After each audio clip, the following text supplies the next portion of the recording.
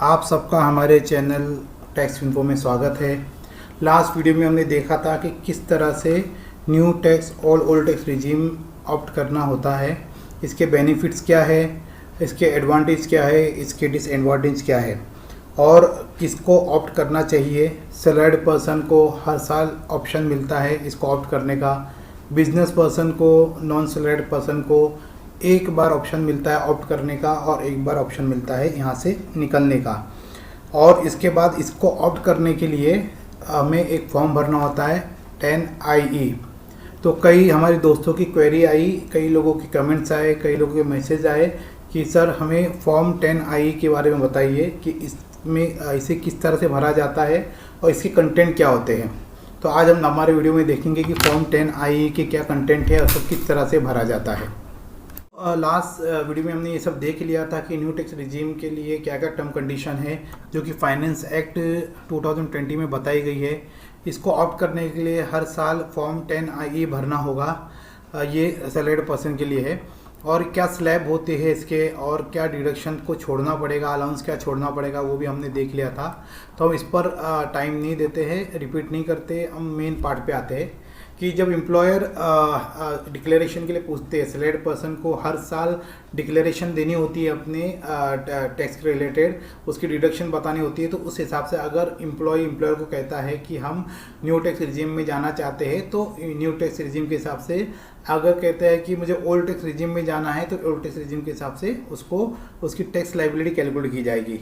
लेकिन अगर एम्प्लॉय ने बताया नहीं, employee fails to provide declaration, तो एम्प्लॉयर ऑटोमेटिकली है ना TDS liability old tax regime के हिसाब से कैलकुलेट करेगा और उसकी टीडीएस उसके हिसाब से कटी जाएगी।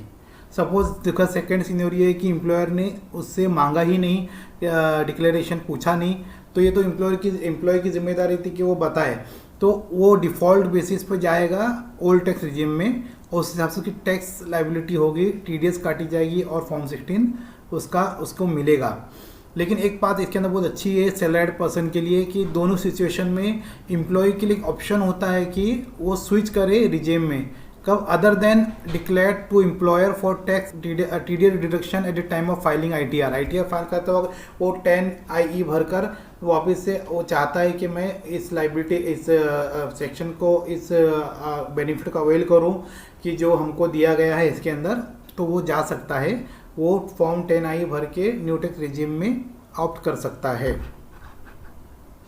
बोर्ड ऑफ टैक्सेस ने जो फॉर्म 10IE रिलीज़ किया था, तो इंडिविजुअल और अचीव के लिए हम जानते हैं और जिसको हमको कम्युनिकेट करना है इनकम डिपार्टमेंट को, यानी इसको फॉर्म को सबमिट करना होता है कि हम टैक्स पेयर को न्यू टैक्स रिजीम अगर ऑप्ट करनी है तो इसके अंदर ये याद रखिए कि इसकी ड्यू डेट है 31 जुलाई और एनी अदर डेट, यानी कोई और डेट जो अगर गवर्नमेंट इसको एक्सटेंड करती है।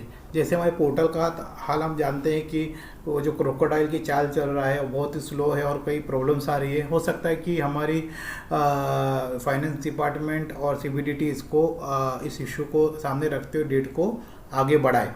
तो form 10E submitted before eight the time of filing of ITR, individuals का जो सैलरी इनकम है उनके लिए बहुत अच्छा ऑप्शन है कि वो अपना रिटर्न फाइल करने से पहले या उसके पहले ये फॉर्म ऑप्ट कर सकते हैं।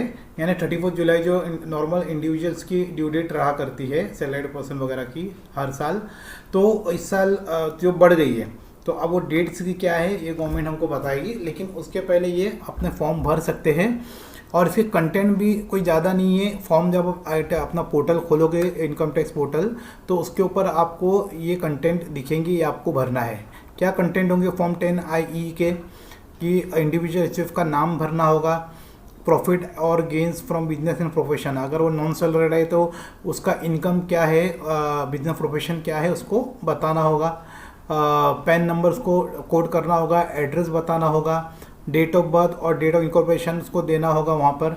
नेचर ऑफ बिजनेस प्रोफेशन ये मैंडेटरी होगा बिजनेस इनकम के केस में, सैलरीड पर्सन को ये नेचर ऑफ बिजनेस और प्रोफेशन नहीं भरना है।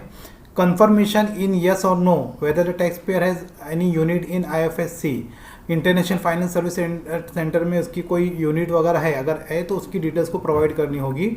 Details of any previous form 10IE filed, ये तो पहला साल ही है तो इसके अंदर ये सवाल नहीं आता है कि प्रीवियस डिटेल भरी जाए, ये तो वेरी फर्स्ट ईयर है। अगले साल ये एक टैब हमको भरना होगा और डिक्लेरेशन वगैरह जो है आपके वो आपको बतानी होगी। तो बहुत सिंपल फॉर्म है, कोई मुश्किल नहीं है। ये सब पार्ट हमने पिछली बार भी देखा था कि बिजनेस इनकम को जिसकी होती है तो उसको 10IE twice in life time होती है। जैसे एक तो ऑप्ट करने के न्यू टैक्स रिजीम जब वो ऑप्ट करता है, और दूसरा जो है जब वो बाहर निकलता है वहाँ से, तो ये 2 बार ऑप्शन होती है। लेकिन सैलरीड पर्सन को हर साल ये ऑप्शन दिया जाता है न्यू टैक्स रिजीम को ऑप्ट करने का, चाहे तो वो ओल्ड टैक्स रिजीम में जाए या न्यू टैक्स रिजीम में जाए। और ये आप जाओगे फॉर्म 10 ही आपको इनकम टैक्स पोर्टल पे दिखेगा जो आपको भरना है। वो भरने के बाद आपको DSC से डिजिटल सिग्नेचर के द्वारा, अदरवाइज EVC जो OTP आती है हमारे मोबाइल पे उसके द्वारा भी हम इसको सबमिट कर सकते हैं।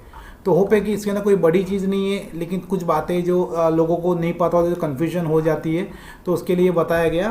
तो मैं वीडियो को ज़्यादा लंबा नहीं करूँगा। कई हमारे कलीग्स कहते हैं कि वीडियो को शॉर्ट किया जाए, है ना। कोई तो ये समझना बहुत ज़रूरी है कि टैक्स है, ये कोई दादा दादा की कहानी नहीं है कि जिसको शॉर्ट में करके ख़त्म कर दे। कोई भी पार्ट रह जाता है, कोई भी चीज़ रह जाती है तो हो सकता है बहुत ही नुकसान हो, और हम इसको कोई ऐसी चीज़ें जो इम्पोर्टेंट को स्किप नहीं कर सकते।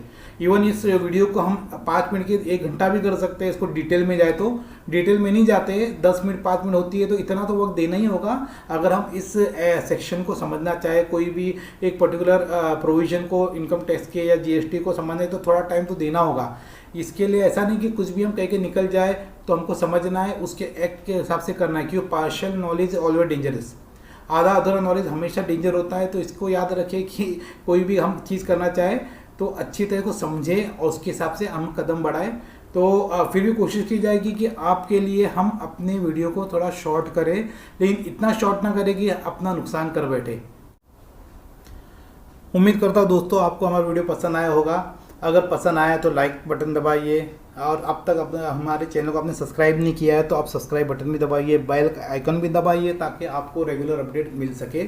और अपने कमेंट बॉक्स में आप बताइए कि आपको कौन सी वीडियो देखनी है, किस टॉपिक पे वीडियो देखनी है। मैंने अपने कमेंट बॉक्स में कई हमारे दोस्तों को कहा था डालने के लिए, तो उन्होंने अपनी टॉपिक्स दी है, मैसेज भी किया है, व्हाट्सअप भी किया है। तो कोशिश की जाए कि उनकी टॉपिक्स पर वीडियो बनाई जाए जल्द से जल्द। तो मिलते हैं नेक्स्ट वीडियो पे। टिल देन दोस्तों, बाय, शुक्रिया, धन्यवाद।